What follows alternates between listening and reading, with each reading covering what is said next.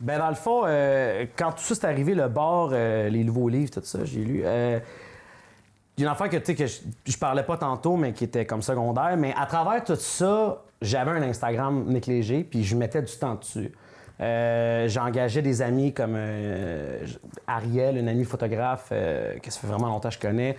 C'est comme, hey, Ariel, viens dans la journée pendant que je construis quelque chose au bar, puis fais des photos de moi pendant que, tu sais. Je voyais un moment donné où est-ce que Instagram s'en allait, puis ça a même commencé dans le temps de Jagger, je m'en rappelle.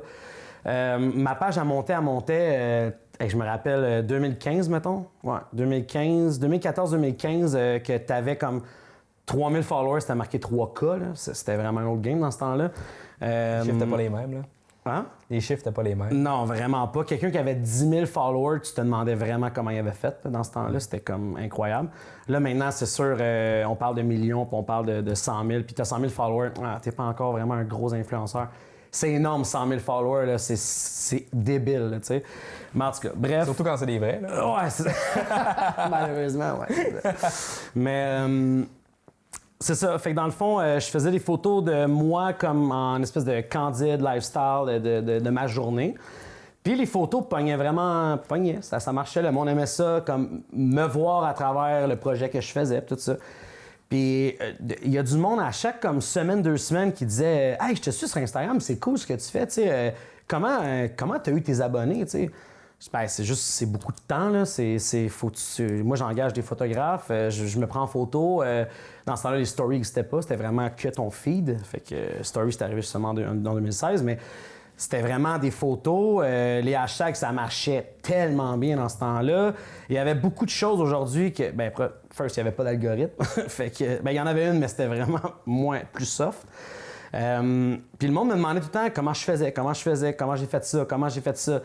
Puis il y a des gens dans ce temps-là, je leur disais, ben je prends pas les filtres d'Instagram, tu sais, je retouche la photo dans Lightroom, puis je la poste. Puis il y a du monde, même en 2015, c'était comme, tu peux faire ça.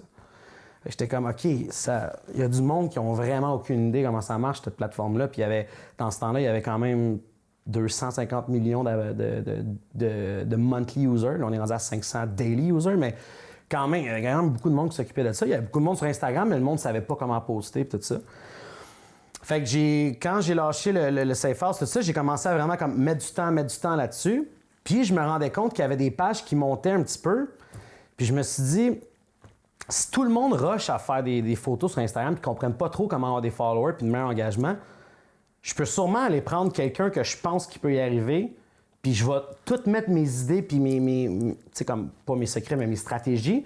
Puis je vais voir si ça va marcher. Tu sais, moi, ça marche avec moi. J'imagine pas comme une belle fille ou... tu sais, comme, je voyais des trucs trendy comme il y a des pages de Poppy, des pages de chars de luxe, des pages de... Tu sais, je voyais que ça montait. J'étais comme, OK, il y a moyen de faire quelque chose avec ça. Je vais aller comme chercher une belle fille. Comme ça, on s'entend une belle fille. On est assuré que ça marche. Mais encore là, assuré que ça marche à quel point, tu ne sais pas. Mais tu increases tes chances qu'il y ait un résultat, tu sais, qu'il y ait une attention. Fait que j'ai tombé en premier sur Valérie Cossette, une fille que je connais des réseaux sociaux depuis vraiment longtemps, dans le temps que j'avais un band métal. Puis elle se tenait des fois dans des bands, dans des shows métal. Puis quand on a joué à Trois-Rivières, je me rappelle l'avoir vu là-bas, mais ça fait longtemps de ça. Puis là, je regardais son Instagram, il était rendu à, je pense, 21 000 followers. Puis 21 000 followers en 2016, c'était fou, là. Puis j'étais, OK, elle poste pas grand-chose, ses followers montent. OK, regarde, je vais aller parler. Je vais lui dire comme, regarde, on va se mettre ensemble, on va team up, puis on va faire exploser ta page.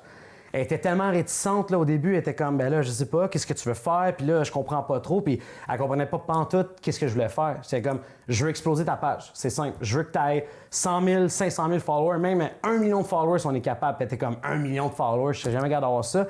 Je dis, ben on sait pas, mais je suis sûr que si je te dis quoi faire exactement, puis tu m'écoutes, là, je suis sûr qu'on l'explose. Fait que là, elle dit, ouais, ben c'est ça, des fois, je reçois comme. Je me suis réveillé hier, j'avais comme 500 followers, je sais pas d'où ça venait.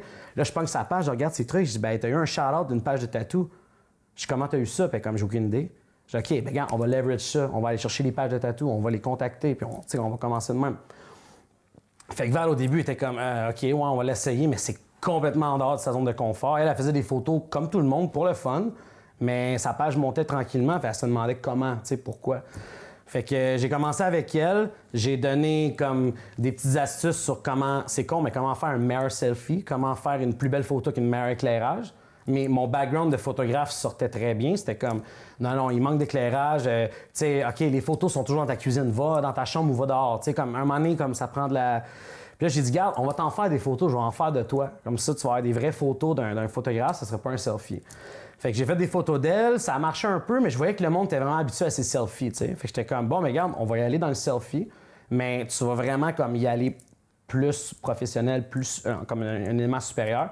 Fait que là, elle se trouve un case d'iPhone qui colle au mur, comme ça, elle peut faire ses selfies à distance, puis là, ça commence à être moins à bout de bras.